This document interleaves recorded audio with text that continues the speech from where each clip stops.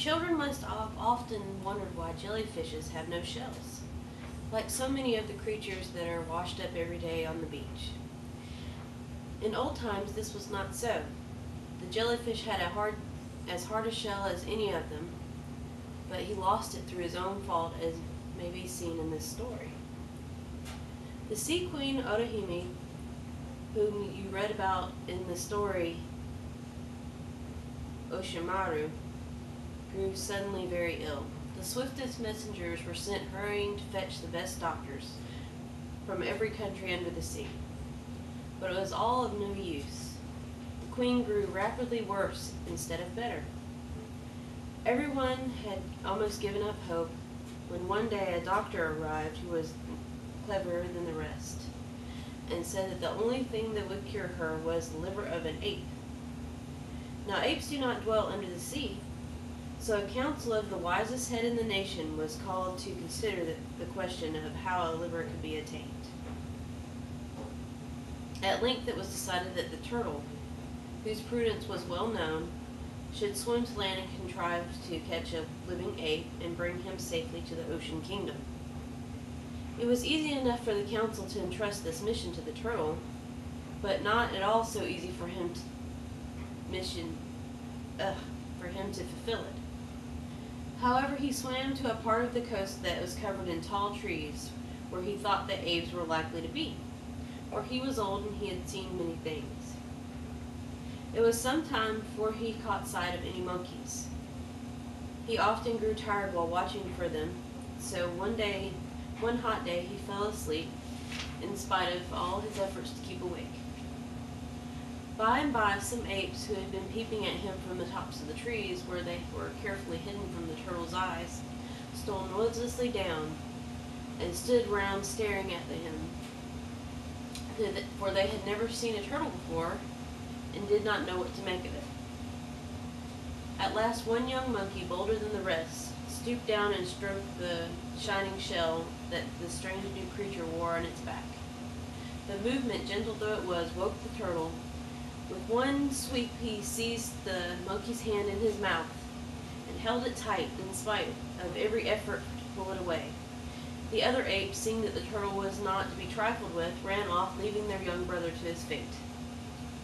Then the turtle said to the monkey, "If you will be quiet and do what I tell you, I won't hurt you. But you must get on my back and come with me." The monkey, seeing that there was no help for it, did as he bid. Indeed, he could not have resisted, as his hand was still in the turtle's mouth.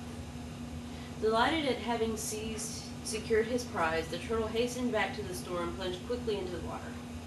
He swam faster than he had ever done before and soon reached the royal palace. Shouts of joy broke forth from the attendants when he was seen approaching, and some of them ran to tell the queen that the monkey was there, and that before long she would be there as well as she ever was. In fact, so great was their relief that they gave the monkey such a kind welcome and were so anxious to make him happy and comfortable that he soon forgot all the fears that had beset him to his fate, and was generally quite at his ease, though every now and then he had a fit of homesickness that would come over him, and he would hide himself in a dark corner till it passed away. It was during one of these attacks of sadness that a jellyfish happened to swim by. At the time, jellyfishes had shells.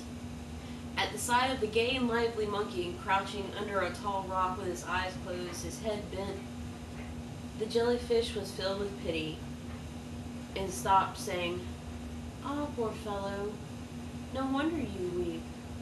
A few days more and they will come and kill you and give your liver to the queen to eat." The monkey shrank back horrified at these words and asked the jellyfish what crime he had committed that deserved death. "Oh, none at all," replied the jellyfish. "But your liver is the only thing that will cure our queen, and how can we get it out of you without killing you? You had better submit to your fate, and make no noise about it, for though I pity you from my heart, there is no way of helping you." Then he went away, leaving the ape cold with horror. At first he felt as his liver had already been taken out from his body. But soon he began to wonder if there was no means of escaping this terrible death. At length he invented a plan that he thought would do. For a few days he pretended to be gay and happy as before. But when the sun went in, the rain fell in torrents, he wept and howled from dawn to dark to the turtle who was his head keeper, till the turtle who was his head keeper heard him. He came to see what was the matter.